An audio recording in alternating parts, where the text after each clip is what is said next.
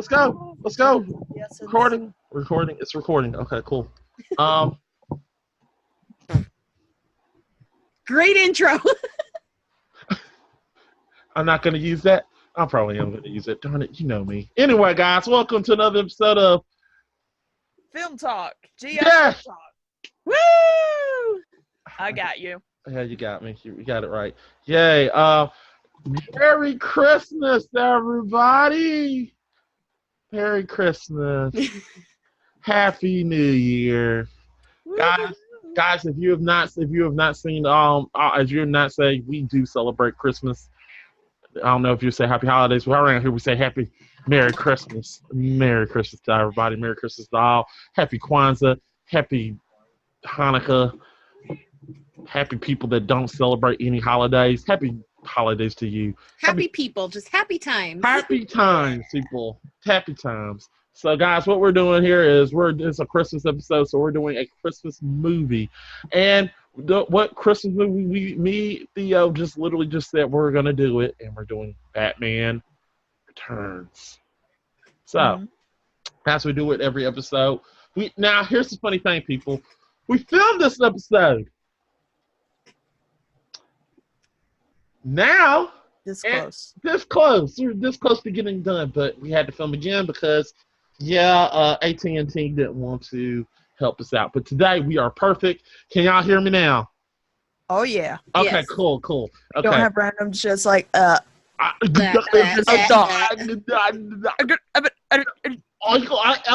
Arnold Schwarzenegger in that terrible. Die! Anthony Chopper. Okay. So. Oh no. Shut up.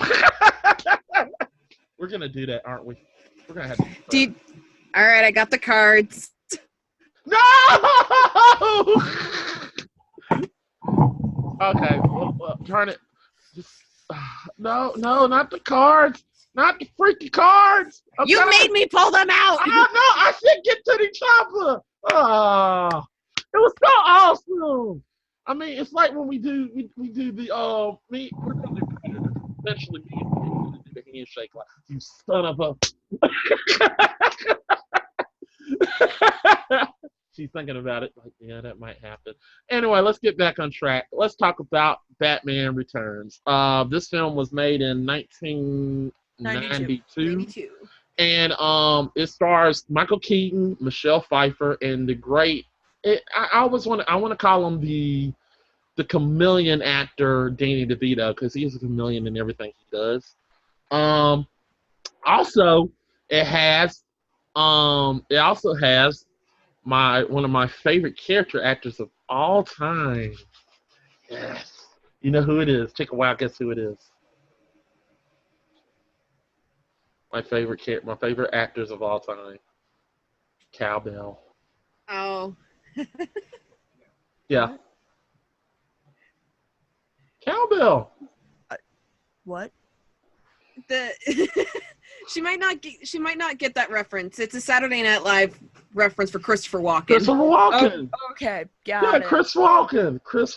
Yeah, Chris Walken. I feel like this movie has an all-star cast. It has has almost everything in it. Everybody in it that there's a little things on it. But let's talk about the film without spoiling it before we start it. So we're gonna go to each of you, and we're gonna talk about the film before while spoiling, and then we're gonna talk about the stuff that didn't work out in the film. We're just gonna talk a brief discussion about Batman Returns. So first, let's go ahead and start with our guest, Angie.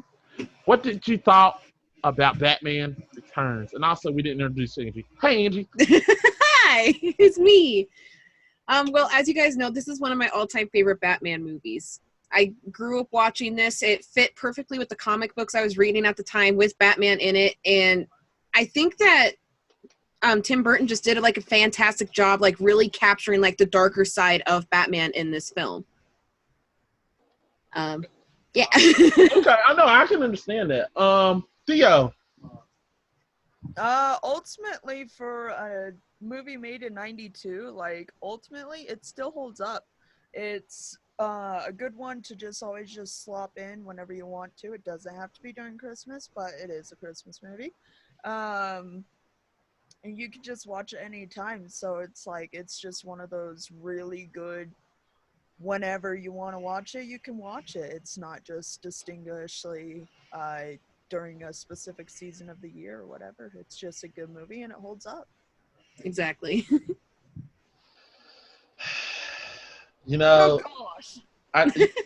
you know when yeah, you know the sigh every time. No. Seriously, I love this film to pieces.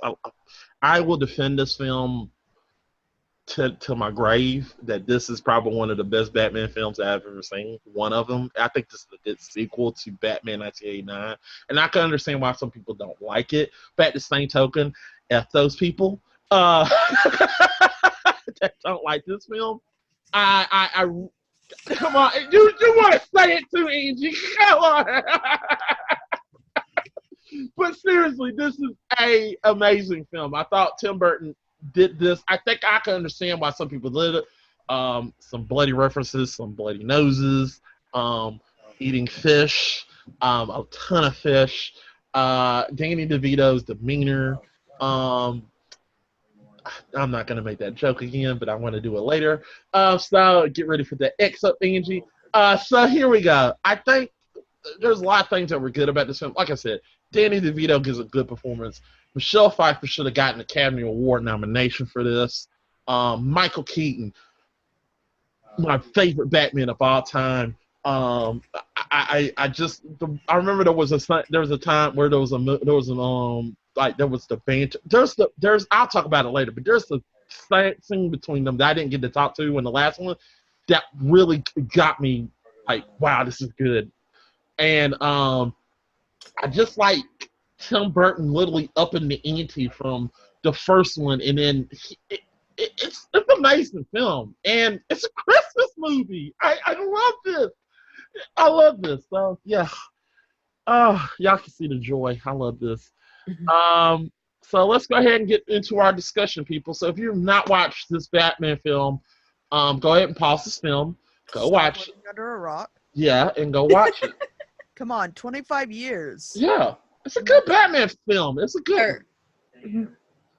Not quite 25. Not quite, yeah, It'd be like it's like 27. Okay, it's yeah. That's why I said it then.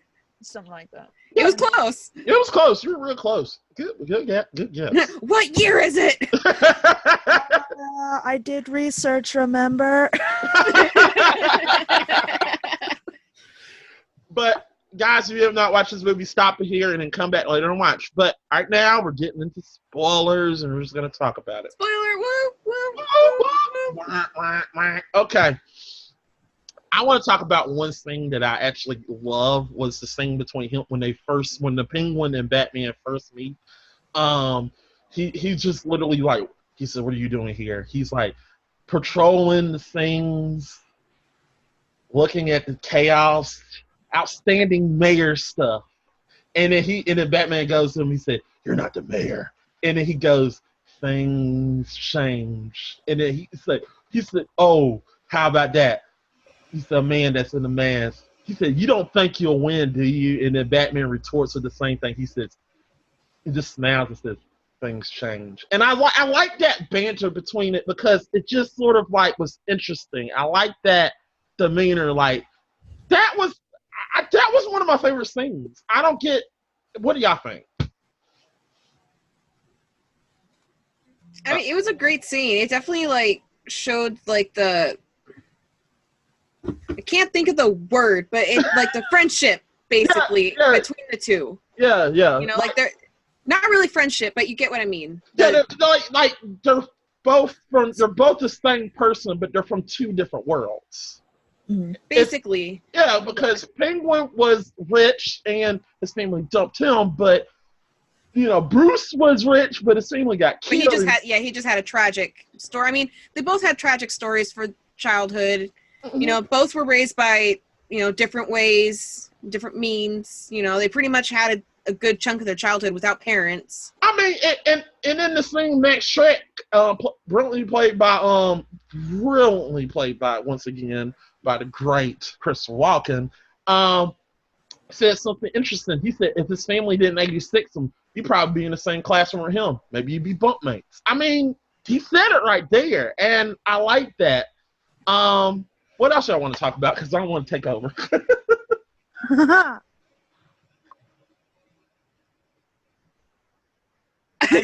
Wow, y'all just got quiet. Well, because there's just so many topics that we could talk about. Well, I mean, let's go ahead and discuss the topic at hand. Michelle Pfeiffer. I knew you were gonna bring her up. She is good. No, I'm gonna be calm with her. She actually did Catwoman justice, and I don't got nothing against Anne Hathaway. I think Anne Hathaway did a decent performance of the thief Catwoman, but Michelle Pfeiffer did. I think the issue with a lot of people was the fact that the 9 lives thing, and like I said, I have a theory, and I'm gonna go ahead and discuss it now. I don't think she really did have 9 lives. Honestly, it could, it's DC, so she could have had 9 lives just because it's DC and DC does stuff like that, just like behind people's backs. But I mean, it could have also just been like luck on her side, True. I mean, that's when she was falling before she became Catwoman. When she was falling, she had a bunch of things to kind of break her fall, slow down the momentum a little bit, and I'm sure it was still a hard fall, hence why she passed out. But she still woke up. Yeah. She's still breathing, alive, and I mean that kind of thing is definitely something that's kind of a life-changing. So that's why her whole demeanor changed, because it's a life-changing thing. You had a brush with death, like, oh my god, it's like you see everything brighter, and no, with her, she's just like, this is my second chance, I'm gonna kill this asshole. Yeah, it's like I even have it pulled up of like all 8 incidences where her lives were taken. Oh, okay, we'll discuss that later, but we literally just bring it up, and now you're like, yeah, we'll talk about it. Go ahead, talk about it. No, let's talk about that now, because I really wholeheartedly believe that it was luck, and she wasn't killed. Now, I'll admit that you could probably talk about the shots at the end that Max gave her. Personally, if you get a medical examiner, I want to see if those shots were fatal. I mean, he didn't shot her in those fatal areas. I don't know. She could have survived. I think she got hit here, and then maybe a couple times there. Yeah, left shoulder, right thigh, left thigh. Oh well. She could have survived. Yeah, she could have feasibly survived all those. I think she didn't have 9 lives. I think she just used this as a thrill seek, and I think. Well, wouldn't you if you fell pretty much to your death and then came back to life? Wouldn't you kind of do some sort of thrill seeking thing to kind of try and feel alive again after something like that? Well, that was the whole. And I think if Tim Burton, I feel like that. If that is true, if my theory is true, that makes Batman Returns even more interesting than what it is. Because if she really didn't die, and it was more so of hey, this is just luck, and everything happening is in luck, I think that'll make it more interesting, because she just literally is trying to get a thrill sleep. Because if you see in the beginning of the film, she was boring. She was a boring person. I mean, her boyfriend dumped her because she was an appendage. So that's what he said. I don't know. But yeah, I mean, I think that'd be interesting. All right, Theo, let's talk about these deaths. All right. So it's the Nine Lives motive, and it's like Catwoman displays incredible luck with, brushing her luck with death, basically. And in the course of the film, she lost 8 of the lives. One is from when Shrek pushed her out the window before she became Catwoman. Right. 2 is when Batman knocked her off a building and into a sand truck.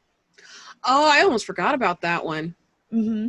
That one I can see you living by, because sand, well, depends on the fall.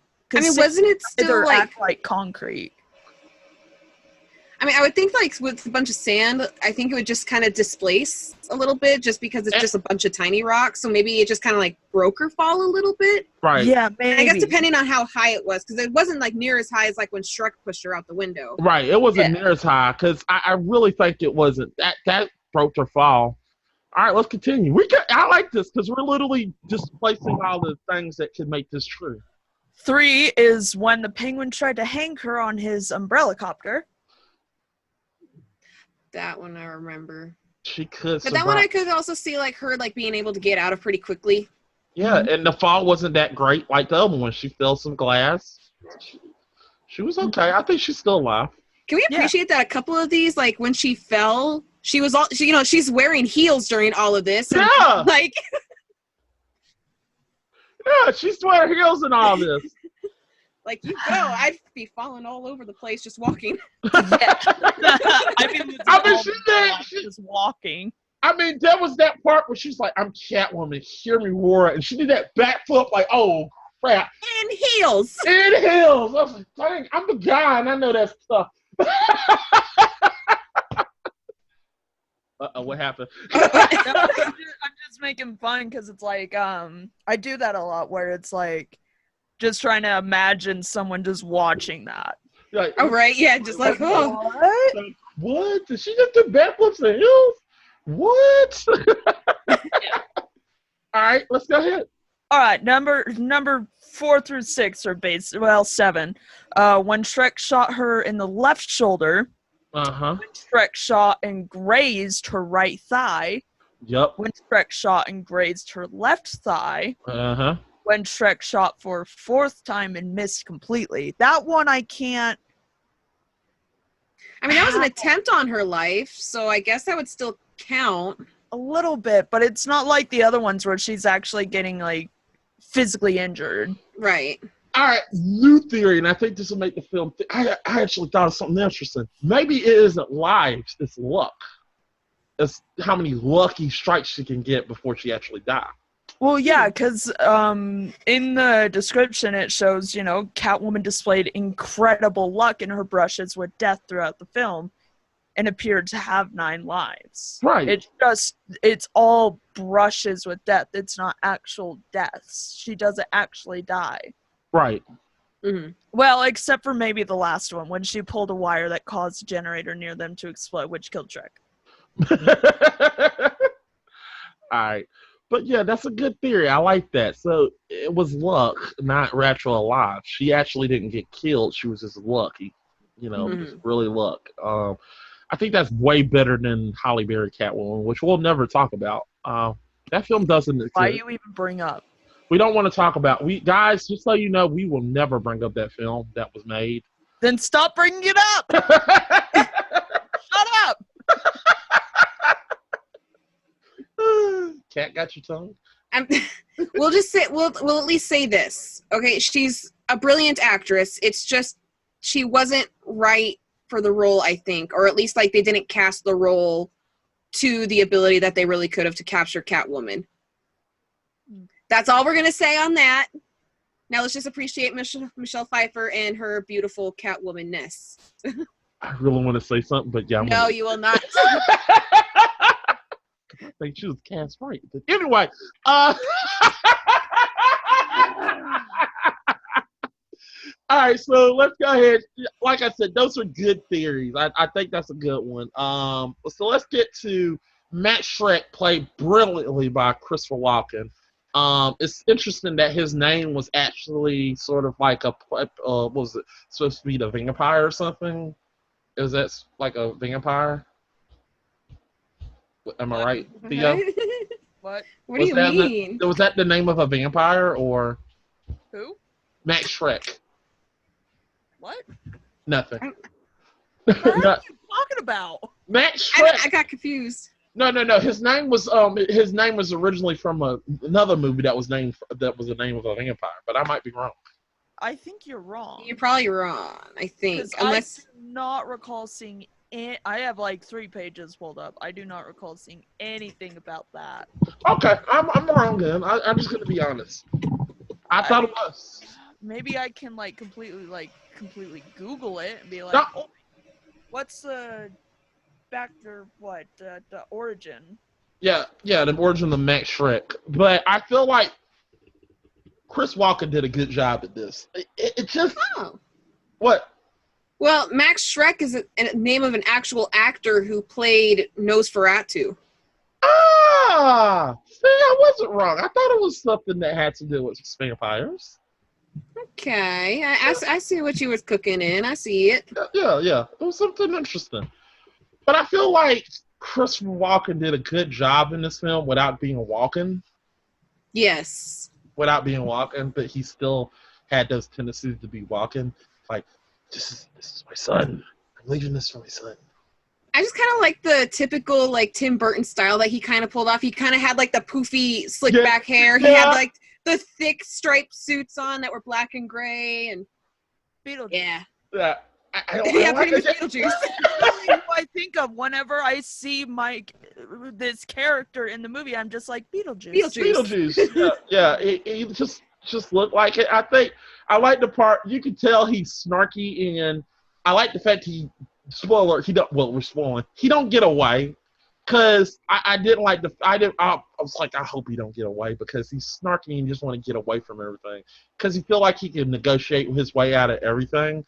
Even with it's because he's a very charismatic character. He always has been, and he probably always will be. He just has that like extra level of charisma that nobody can really beat. Yeah. Like he could probably talk his way out of getting beat up by Batman. It's like, don't punch me, Batman. Okay, I look good. I mean, he also didn't figure out Bruce Wayne was Batman. Yeah, oh gosh, spoilers!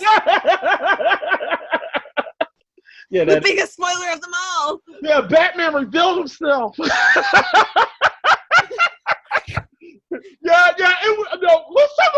talk about that. I also love how Michelle, like Catwoman, she sits over here like he is Batman, because he's just like, why are you dressed as Batman? Because he is. Like that was his response. It's like, why are you dressed like Batman? And Catwoman's just like, because he is Batman. I love that part in the movie. I was like, why are you dressed like Batman? And I'm like, oh, I'd probably be like that too. No, what made me laugh was the fact that he just looked there and was like, Selena Cow, you're fired. It's like,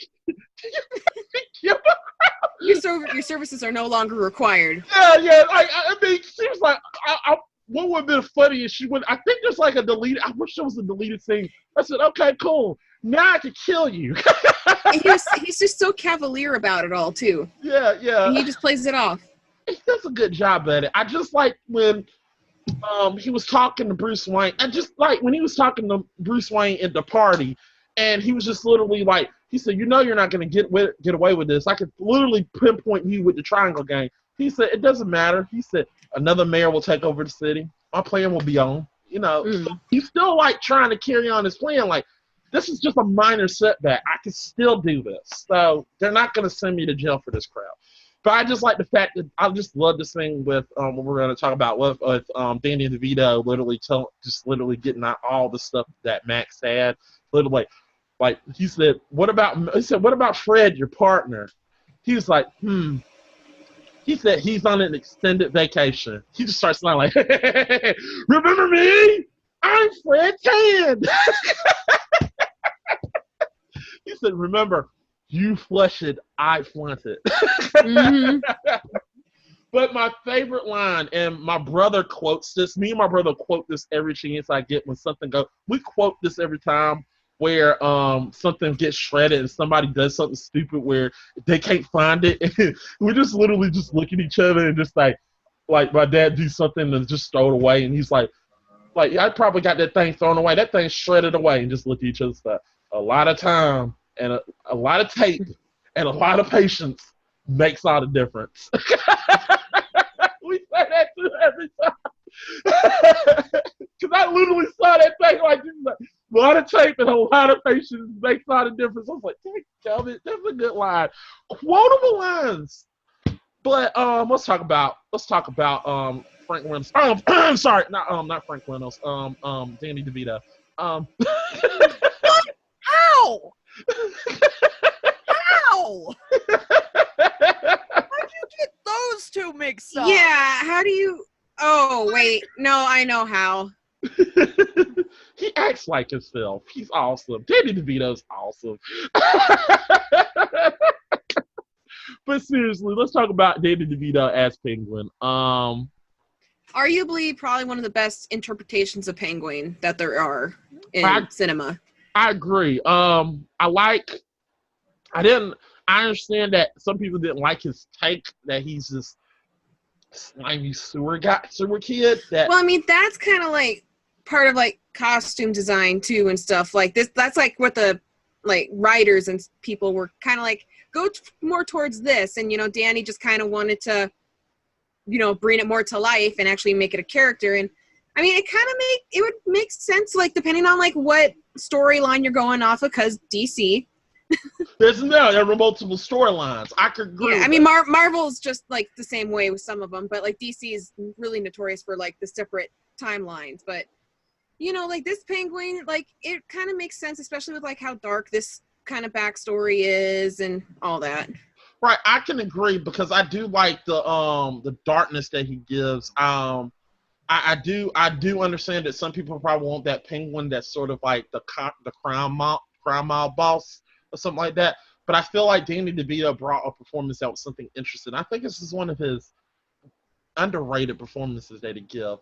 I do like the fact that let's talk about the biting. I'm not going to talk about something that we said on the last episode because I don't feel like getting the X. But I do laugh at the point that the guy gets like, he just literally just looks at him and just says, just talks junk to him, and he just bites his nose. I mean, we were talking. What would you do? I mean, you're this little short guy. Okay, you're already getting picked on your whole life. You can't really kick him. You can't really, punch him because you got like little things like going like this. Well, yeah. So I mean, what are you gonna do? You're gonna bite. Yeah. I mean, he acted like a penguin. So I mean, you got too close. That was really a lot of blood that he got squirting out his nose. Well, I mean, that's a lot of pressure to the nose, and not to mention like just the bite alone. Right. So I mean, it makes sense. It makes sense. I'm not gonna talk about the role model because that's a Trump joke. Just get the X already, darn it. Okay. I already have it in hand. Okay, look. Does the Penguin remind you of Trump? No. The mayor, him being the mayor, no, touching people, groping people. No, he's living like, okay, that scene that you're talking about, he's more so living in the moment, okay? Because he doesn't really have fangirls, he doesn't have people like gawking at him, thinking that he's like this high member of society, Right. He's living in the moment. He's excited. I mean, you'd probably get a little like tongue-tied too if a bunch of like pretty girls were like coming up to you and like saying that you're a role model to them. Well, that would be different because if I touch any of those girls, my girlfriend would kill me. I'm saying like, okay, if you didn't have a girlfriend, you didn't have a girlfriend, you were in like Cobblepot situation, you'd probably get a little like goofy, like not sure where your hands are kind of situation, he's living in the moment. He's not trying to be pervy or like creepy, Okay, I can understand what he's saying. Okay, yeah, I can understand what you're saying. But I do like the scene where everybody's throwing tomatoes and cabbage at him, and he literally just says, "Who brings tomatoes and cabbage to a press conference?" I mean, really, who does? It's like, who brings tomatoes and cabbages? Yeah. More cabbages! No, I just wish they did something funny, just did a deleted scene and just literally just go and just have somebody like pulling up like, get your cabbage and tomatoes here, get your cabbage and tomatoes. Listen, I'll Maybe take that place was just as bad as Omashu. Yes. I'll take 5. Or the whole cart gets smashed. And it's just like, Just Batman just comes swinging in, crashes through the cabbage cart. My cabbages! Or when or that thing where he's doing the Batmobile, he just runs over a cabbage like a fruit stand, like my My cabbages! Oh, forget it. Yup. that would be funny. That would be funny. I think that. Oh God. I do like. They would have been sued for that though. Yeah, they probably would have. Yeah. I mean, maybe not. You never know. Well, he did get a. It's pretty mellow. Yeah. Yeah, I mean. Yeah, Avatar was Nickelodeon. Avatar was like way later. So I mean. Well, I mean. Oh yeah, that's true. Yeah. Anyway. Yeah. Anyway, Batman killed the princess. No.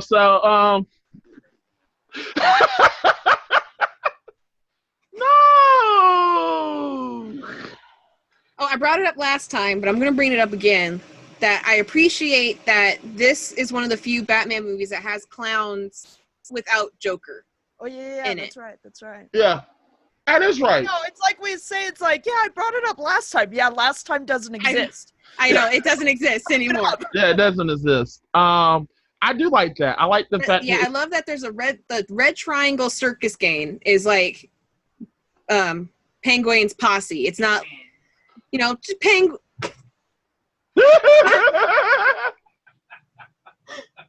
I can hear you, picking on how I say it. Penguin. P and Gwen. Did you hear that silence?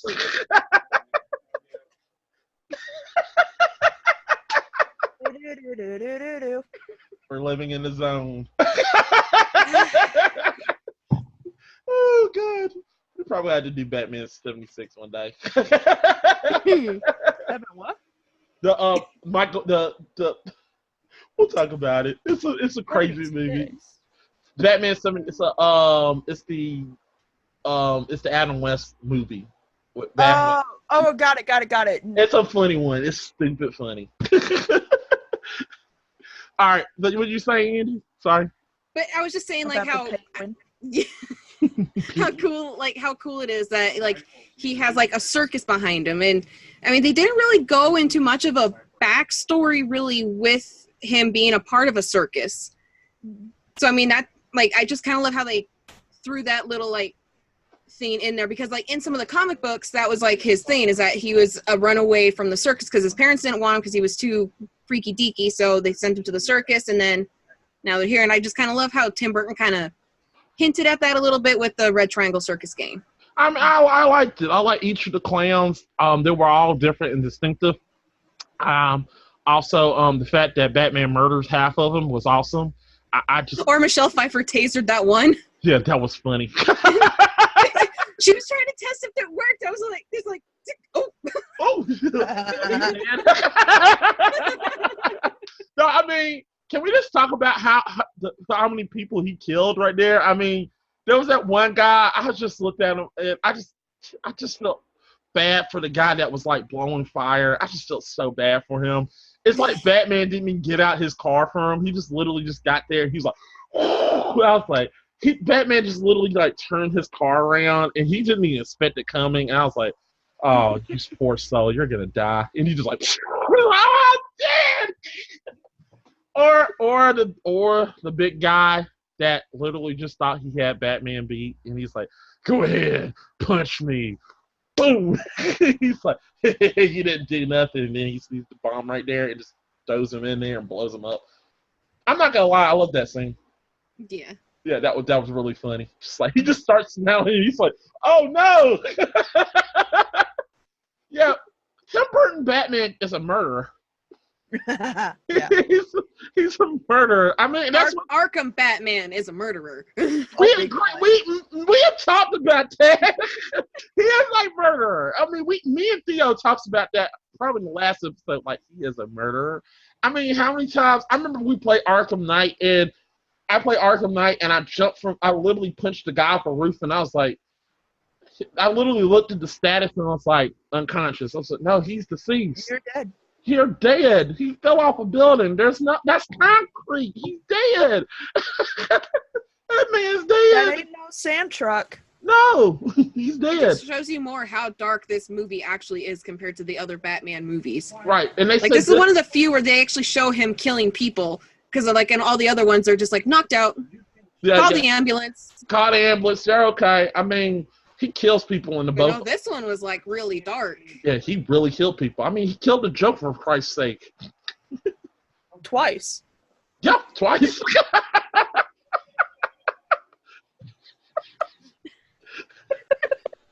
They killed him twice, did he? I had to remember myself. Wait a minute, he accepted to save him. But then again, he didn't let him go. Oh, yeah. Batman's a murderer. But I love murdering Batman. That's fun, Batman. Murdering Batman. I mean, I love it. No, I mean, I love it. Murdering Batman, the vengeful, bloodthirsty Batman is the fun Batman because he has no remorse. I really don't have nothing against Christian Bale Batman. I just wish he killed more people.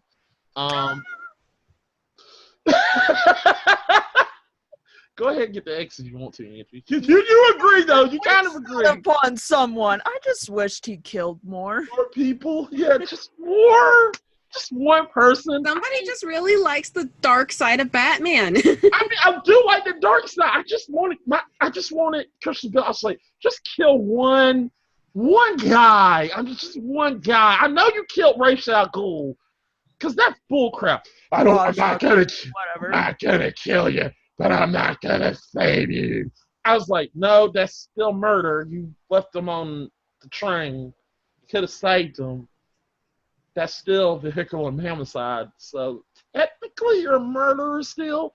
So if you want to, you could punch somebody in the head and kill them. Come on. Let's see some murdering, you know. I want to see American Psycho. I mean, I want to see you get an action. I mean, not take an action, loyally go to town on somebody.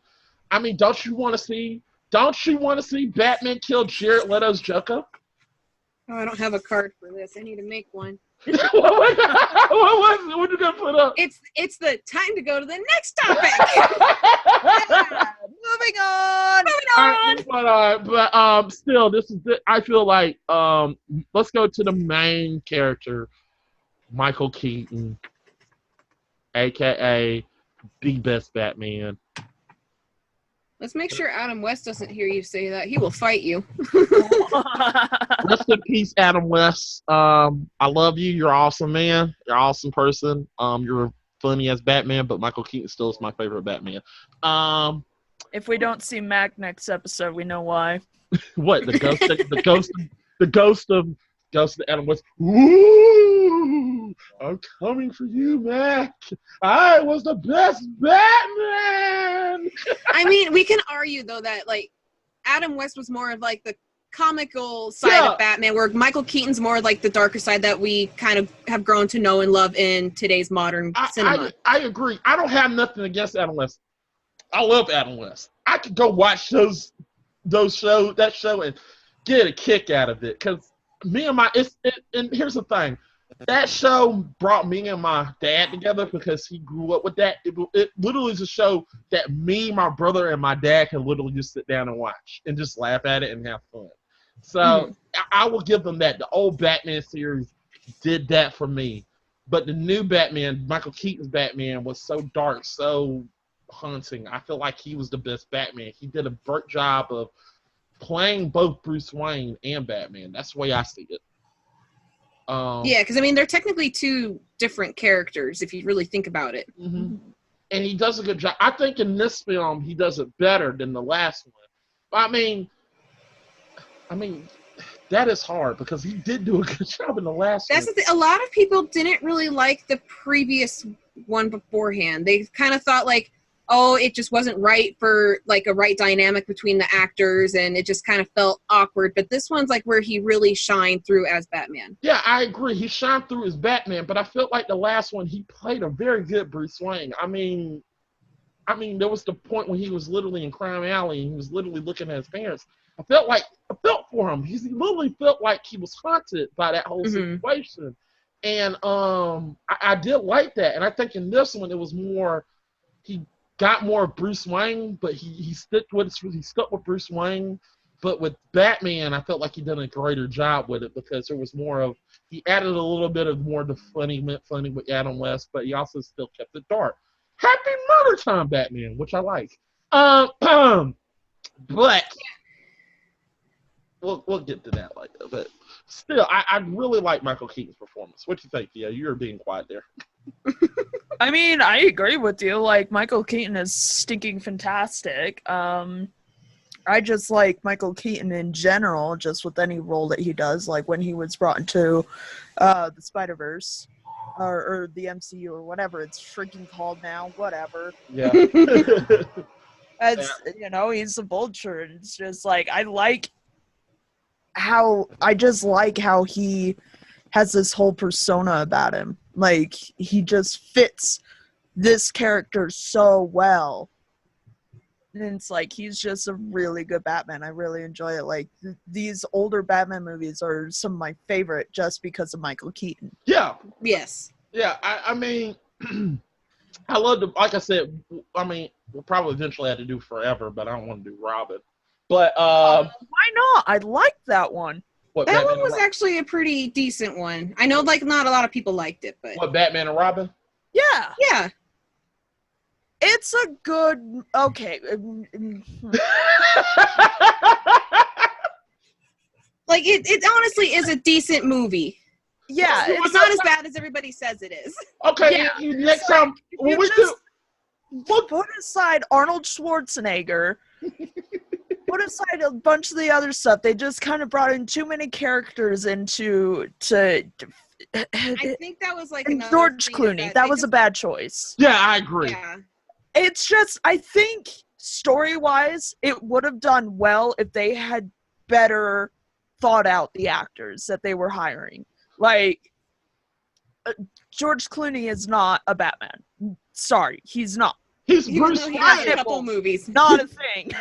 Well, yeah, I could see him like just as Bruce Wayne. Yeah, he does make a good Bruce Wayne, rich boy, playboy. Well, yes. You know what, Angie? How about this? We'll do Batman and Robin. We'll bring you back on that show, and we'll do it. We'll do that because I have my things against it, and we'll do that because what? My list. Oh, she has a list. So let's go ahead and move on to the list of what we didn't know with Theo.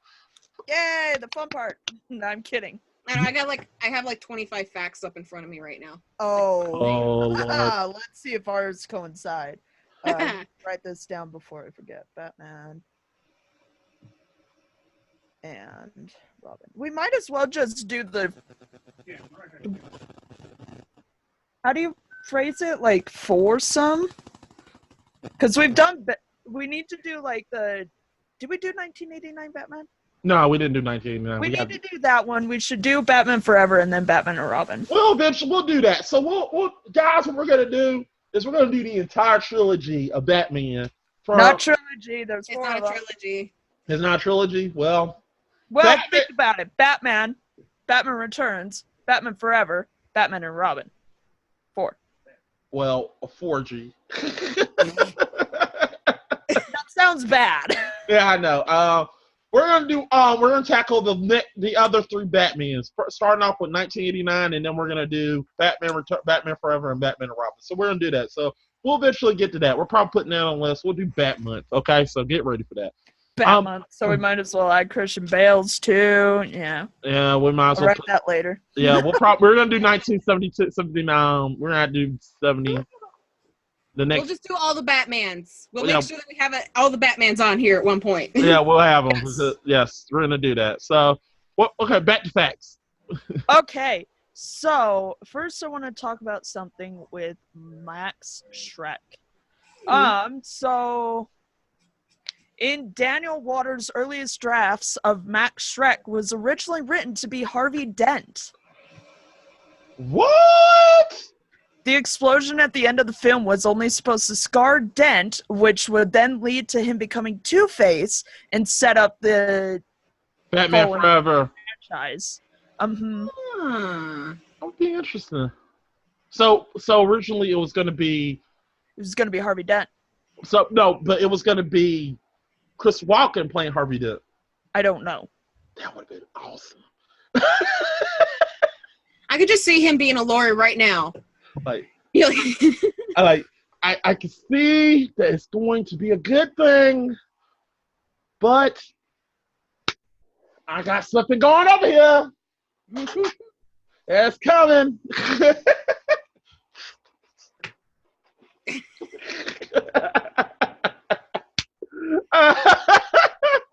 Oh, that would have been funny. I just love to see him doing that in a courtroom. I can see him being a lawyer. It would have been awesome. Yeah, that'd been interesting. But I think it probably would have been Billy D. But Billy D pulled out. But we need Billy D. I really wanted to see Billy D as Two-Face. That would have been interesting. That would have been interesting. I would have loved to see Billy D. Williams as Two-Face. It would have been interesting. I'm coming for you, Batman. No, I'm coming for you, Batman. I look sexy and salty because I played Lando Calrissian. I sound like a hot chocolate man. Go ahead and put the X up, darn it. No, it's gonna be the woo. Next fact. Okay, next fact. That's really it for Max Shrek. Some of it is just like meh information. So moving to the Penguin. This one I kind of found kind of interesting. It's just a little behind the scene type thing where Universal Stage 12 housed the Penguin's underground lair, an enormous tank that was filled with 500,000 gallons of water and a simulated ice flow or flowy island. I'm pretty sure that's a typo. In order to create Penguin's bird army, a combination of techniques were utilized, including men in suits, computer-generated imagery, robotic creatures, and real-life penguins. Everyone involved was required to sign a document guaranteeing that they would not specifically hold interviews with news sources. About midway through filming, however, a few test shots of DeVito in costume found their way into an American entertainment magazine. Warner Brothers then hired a group of private investigators to track down the source, though the ploy ultimately failed. That's just kind of interesting that they used practical and CGI for the penguins, which is really interesting. Oh, interesting. I mean, is it hard to train penguins to do the stuff they were doing? Maybe. I've never worked with penguins. I mean, I'm just saying. I mean, penguins are pretty smart, so it probably wouldn't have been too hard. Maybe according to the budget, Theo, they probably didn't have the money. And we'll get to that in a minute. Yeah. So this one is going back to Catwoman. For the role of Catwoman, Michelle Pfeiffer trained at the Steel Boxer kickboxing gym 2 hours a day for 6 months. She also practiced yoga, weightlifting, and karate. Additionally, she spent 3 months training with the 12-foot bullwhip. Pfeiffer called that one of her most challenging roles, and critics called it one of her most iconic roles that is famous forever.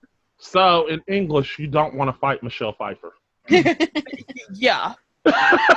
Like, I'm gonna kick your butt, Michelle. What the heck? Oh, sorry. I'm sorry. I didn't mean to mess with you. Sorry. And then there was another. Where is it? Oh, there we go. Pfeiffer actually hated her costume. In a 2007 interview, Michelle Pfeiffer revealed she never wanted to see a Catwoman costume again, perhaps due to the fact that it was so tightly sealed, she only had a brief amount of time to act her lines before she passed out. Oh man. I mean, I could see that. Like, I'm looking at a picture of her suit right now, and it does look like really skin tight, like compared to like what I remember it being. And it has to be hot. Yeah. Just looking at that material, I'm just like, acting really weird. oh. Yeah. Oh, I feel for her. Oof. Yeah, I mean that's like Martin Lawrence in the Big Mama costume. I mean he literally had a stroke to do that, so I can understand what she's going through. Yeah. Yeah. Yeah, that sucks. Next. All right, let's see. This one's kind of funny. Christopher Walken scared Burton. We can't. we can't particularly blame him, but according to cast director Marion Doherty, I apologize if I slaughtered that, director Burton was reluctant to cast Christopher Walken because that man scares the hell out of me. Wow. Wow. He eventually got over his fears and even worked with Walken again on 1999 Sleepy Hollow. Well, I mean, he was scary in that film too. I mean, I'm walking. I mean, Christopher Walken is just kind of like a tall, slender.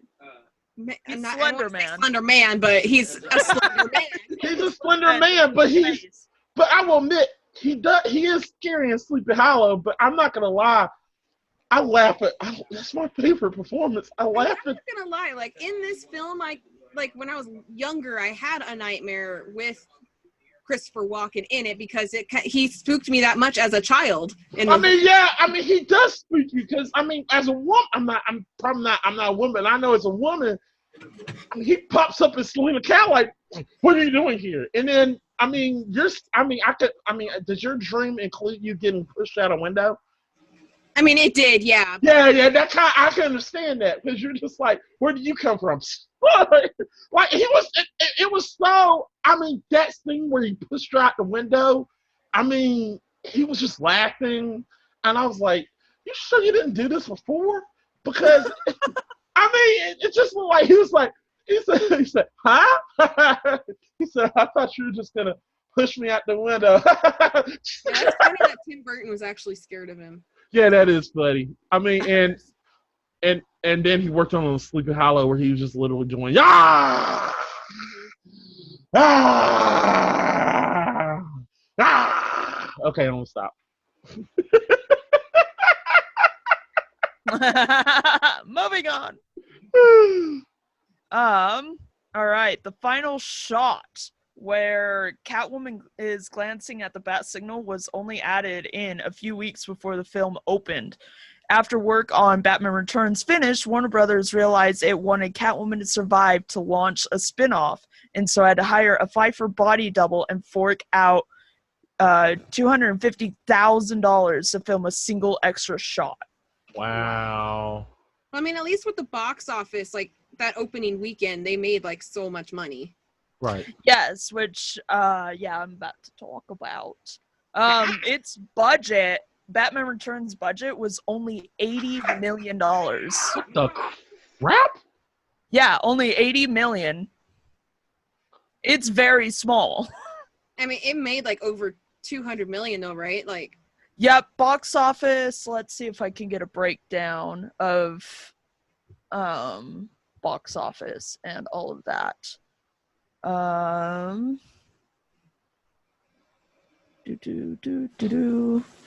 Let's see.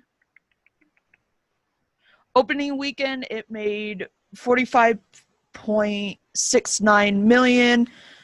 And then gross in North America, it was 162.83 million, and then 104 million in foreign countries, coming to a worldwide total of 266.83 million,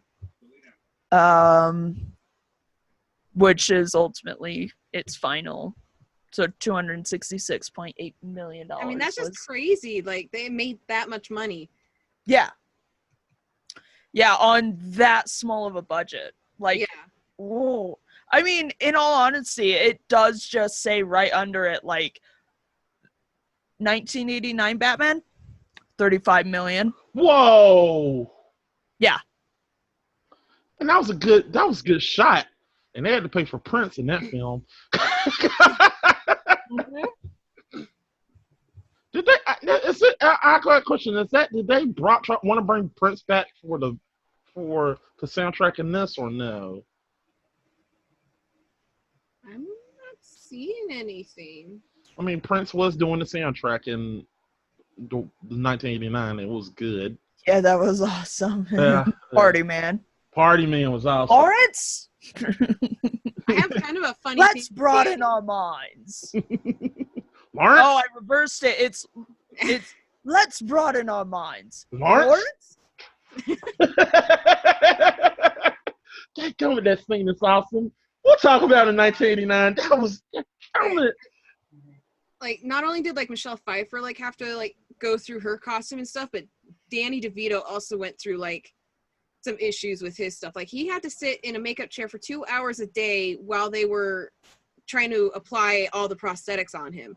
So 2 hours a day in that, and then he had to mix red and green food coloring in his mouthwash, so then he'd get like that green, kind of like yeah, blacky-ish like goo-looking stuff in his mouth, and that's why like he has like black mouth all the time, and like that's the stuff that he spews out at the end too, is that mouthwash mixture. Yeah. Oh man. I mean, I can say he was devoted. Cause I mean, that just was messed up. I mean, that looked like black ink that he was daggone going out his mouth when he got thrown. Yeah. Devotion to Danny DeVito. And one of like each cat suit, like they had 60 different cat suits on the set for the film. Speaking of cats. But like each one cost $1,000. So they like spent like $1,000 to make each costume. Right. Yeah, I even talked about this in a what are we calling it? In another episode, I'll say it like that. Oh, Spider-Man. It was the Spider-Man. I think it was the Spider-Man episode. Yeah, it was the Spider-Man suit where his suit was stolen, and then apparently from, I believe it was the 1989 suit was stolen, and that cost, what did I say, like $250,000 for that one suit. Mm-hmm. That's insane. That's a lot of money, and then you have cosplayers who like make it for like $50, and you're just like, right? Y'all need to get the cosplayers out. I know. It's like, then there's me, who's hopefully in an upcoming Spider-Man review, I'll be wearing a Far From Home suit that's only like $60, but like super legit. I'm just gonna be me. I mean, I guess like back then though too, they didn't really have like as many like options creatively and costume wise that we could do like nowadays. Like back then, like the regulations might have been a little different. The fabrics might have been a little bit harder to get. Could you imagine Iron Man back then? It probably would have been boxes.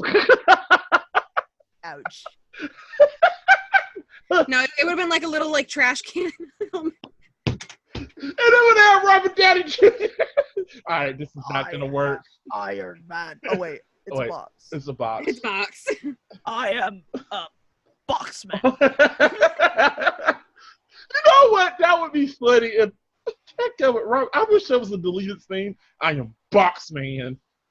You probably have a time with that. But yeah, anything else? Here's a fun one. Michael Keaton has never watched the full finished version of Batman Returns. The actor claimed he only took the role as he needed money at the time for a real estate deal. Keaton was paid a whopping $10 million for his efforts. I don't know if that still holds true to today. Me neither. He still loves Batman. He loves the series. He loves that role. I think back then he didn't like it. But I think now he loves it. Yeah, probably. You know, back then he's like, I don't know about that. I remember he literally spoke at the graduation. He said at the end, just want to let you know one thing, Batman. I was like, of course, you're a Batman. I think he do loves that role now. I think he really wants that Academy Award, but I think we'll talk about it later because I have something I want to talk about with Michael Keaton. But anything else? That's it for me. Well, I got one more fun one for you guys. Yay! Out of your list. One. It's out of my list. Did you guys know that McDonald's was forced to scrap its Happy Meal tie-in following the floods of complaints from the parents about the film's violent tone? So McDonald's would not bring like any like Toy or of Batman, like no toys, no memorabilia, as we'll call it now. But no posters or anything. They like scrapped it all because parents were complaining about the dark tone of the movie. No, the nerd did a review on this, and I laugh at it every time. He said, "Do you know that they didn't have toys?" He said, and he said, "I give it three bitten bloody noses out of." I just love that he used that. It just can you imagine what it was? I mean, honestly, I could see that happening though. Like a kid wants to be Penguin, and then they're like, "Ow, ow!" Fighting is bad. No, fighting is bad. They literally are just literally is going at it. Literally just like, who are you? I'm Penguin. Okay. Yeah. Yeah. and his brother's Batman. He said, I'm Batman. Yeah, basically. Oh, I had another one. Okay. Oh, all right. The actor Marlon Wayans. I don't know if you guys know him. He was like in White Chicks, Scary Movie. G.I. Joe. Yeah, stuff like that. Seen Well, none of those. Yeah.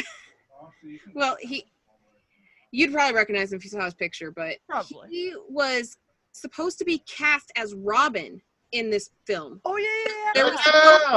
There was supposed to be a Robin, but he never got to come on set, and he was even measured for a costume, and he never got to wear it either.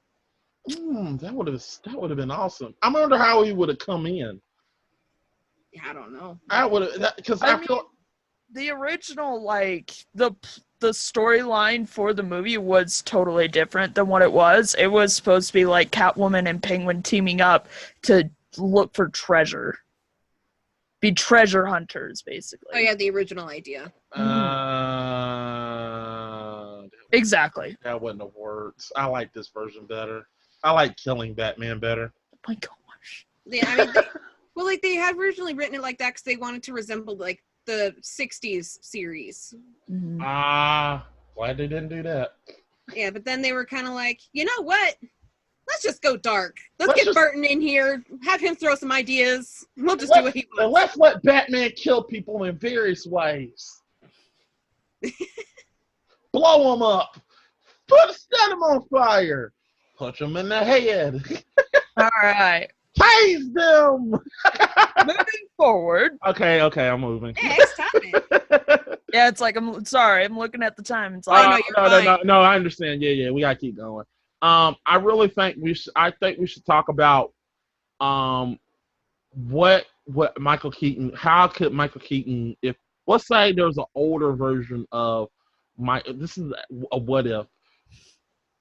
Would Michael Keaton, if he were to play, said Batman as in the older Batman, an older version of Batman, like at the end of this line in the Dark Knight, kind of like a Batman Beyond theme going. Yeah, sort of like that. No, like the Dark Knight Returns, where he's old and he's trying to kill Superman. What? No, remember there's a series where he actually kills the Joker. Oh, that weird, like, freaky deaky series? Yeah, where he kills the Joker and everybody in Gotham want to get him, and then he fights Superman, and Superman, he fakes a heart attack, and blah, blah, blah, stuff like that. Well, anyways, old Batman. Let's say old Batman. Michael Keaton comes back to old Batman. My question to y'all is, could he act, if he comes back as Batman, could he act it good enough to possibly get an Academy Award winner? See, that's so hard to say just because if you look at like different actors who have done amazing jobs, for example, Leonardo DiCaprio, he does a fantastic job in all of his roles. And I the agree. first time he gets an Oscar is because of The Revenant. And he thought He of could have gotten Bear. one for like Inception. He could have gotten one for so many others. Wall Street. That's the thing. It's the criteria that film Yeah, I agree. reviewers have nowadays. It's really hard to say, could this actor portray himself enough to get an Academy Award, to get a nomination or anything? And it's like, it's so hard to say because of all this, criteria that they need to meet. I agree, but I'm going to tell you, I'm going to say this. He almost got nominated for Birdman, which he literally played a superhero. So, could essentially doing the same thing as an older version, going back to his roots and playing an older version of Batman. In all honesty, we'll get to it in Spider-Man Homecoming. I feel like he should have got a nomination for that because he played that out of the park too. Yeah, as Vulture, amazing. Yeah, he's really Vulture, good. Very good. So I'm just thinking, like, if DC, like, I'm just trying to pitch to DC. If you want a good Batman film, just go with old Batman. Find some way to pay. Just shove money at Michael Keaton and say, "We want you to play." Shove money at Michael Keaton. Shove They're it. doing like a Batman Beyond movie now, where they're bringing like the original voice actor who played Old Man Bruce Wayne. Yeah. He's supposed to like reprise his role in the like live action one. I don't mind that. I like that. I'm just saying, like, if you were to go with the older version of Batman where he's like being hunted and he's literally old and he's literally at his leg, and if you were gonna go with the Batman where he's being hunted by everybody, including the Justice League, I want to see Michael Keaton in this because I feel like he would be awesome in this. I think he would just. I mean, I'm not trying to say. I mean, in the comic book, he's fat and old, but I think if you were to get Michael Keaton, I don't think he's fat. He's not fat. In that comic Yeah, book, I think he's just husky. He's just big and bulky. yeah, I mean, He's also like, if you have to remember, he's like also starting to hunch over more too. Yeah, I agree. Yeah, that makes sense. So, I mean, I think Michael Keaton can literally go pump iron, and I think he can play that role really good. Because a lot of people saying, let's put Clint Eastwood in this role. I don't want to see Clint Eastwood in this role. I really don't. I feel like this is the petition to DC. I just want to see Michael Keaton play the role one more time, and this is the role I want to see him play it. Mm-hmm. I think I would love to see him like win an Academy Award or something. I really want him like to that, but just because like Theo said, it's just all. Yeah, it's basically it's random. nonsense. It's nonsense. Like, there's so many actors and actresses that it's like they ultimately all deserve at least one award for something they've done. Because there's so many really good movies out there with really good actors and actresses that it's like, it's just so hard to just be like, hey, you get one because you did an awesome job in this. No, it's just like, oh, you just didn't have the right charisma. And it's just like, shut up. Yeah. I mean, give it to him. That's like me and Zach have this argument, and we argue this every time we both agree. We said Al Pacino. Yes, I'm talking about Al Pacino. Al Pacino. No, seriously. Stop giving me that look, Angie. It's just like, it's Al Pacino.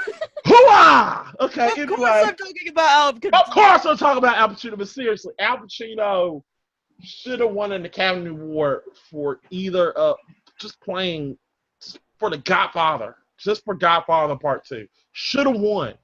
He didn't get the win. But instead, he won for Sin of a Woman, where me and Zach both agree that was his most over-the-top performance, that he didn't deserve it. And we looked at the list and we said, because me and Zach was going to be a future episode of the year the Academy died. We're gonna get that going again. But we looked at all the Oscar winners, and we were all saying, all these other guys are way better than Al Pacino. Then why does he get that? Why? It's nothing against Al. I felt like there was other people where you look in the past performances. I look at him, and I'll be like,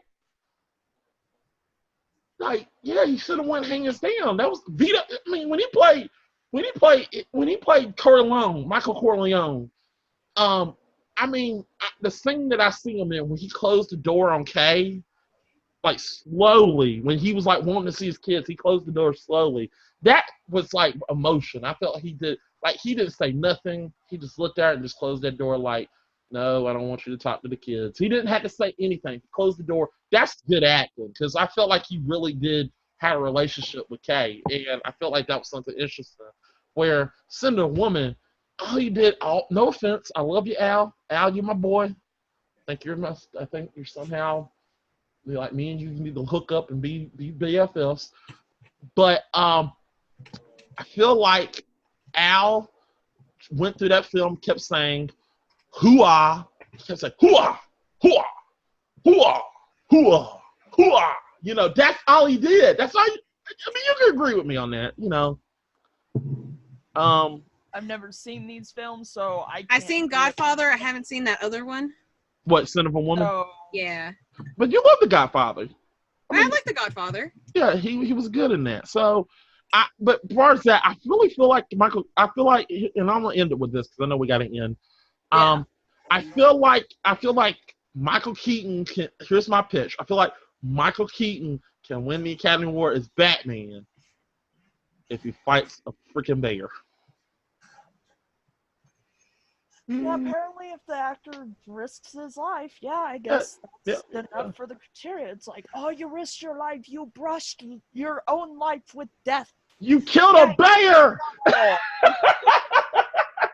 Like, I just literally just let Michael Keaton just literally sleep in the daggone deer or horse. Just literally just like, I'm cold. Like, I'm cold.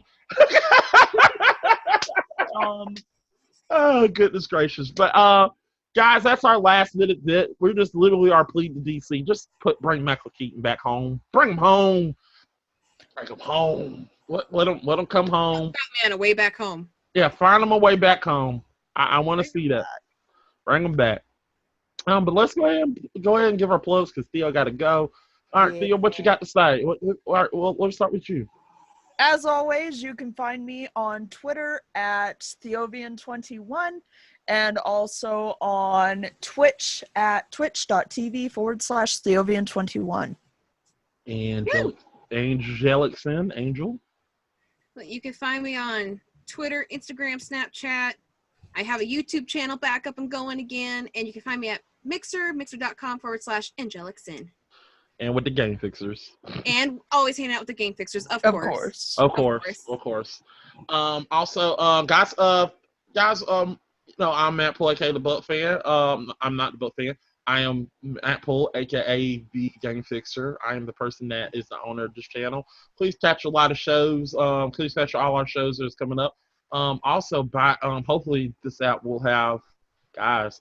Like I'm gonna tell you right now, I literally had to do a lot of willing and dealing to get this show on the YouTube to literally split the line. I feel like I was negotiating with Disney, and I won. But that's a whole nother episode because I just saw that they're moving forward with the Spider-Man movie, even with the whole Sony Disney crap. Right. But I literally talked to Corey, and me and Corey are going to share the Tech Podcast. So now we can officially say that the Tech Podcast is coming back. It's up and running, and Angie will be on the show. She'll be our permanent host. So, Night Pack, you want more Angelic Sin? You're gonna get more Angelic Sin. So get ready, Night Pack. She's coming to the Tech Podcast. If you don't know what the Tech Podcast is, it's us talking about Robotech, the TV show, and we got so much fun coming to you. It's coming. We finally got it back. We picked a date. We're finally gonna get it there, but we settled on a date. It's probably already out by now, but should be already out by now. But there we go. But guys, I want to tell all you. I want to thank all y'all for watching. Merry Christmas to you. Ho ho ho to all of you. And I will see. Happy holidays. Happy holidays, people. And we'll see you next year. We'll do. Me and Theo, we already got those episodes already taped. We got Spider-Man. You already got our Spider-Man 1 and 2 already done. So get ready for that. And you'll probably see Angie on the next Batman episodes because she's a fan just like us. So we're gonna get her on. We'll probably get Zach on when we do a horror episode. Oh boy. Yeah. problem. But anyway, guys, we'll see you next time. Bye. I'll stop this thing.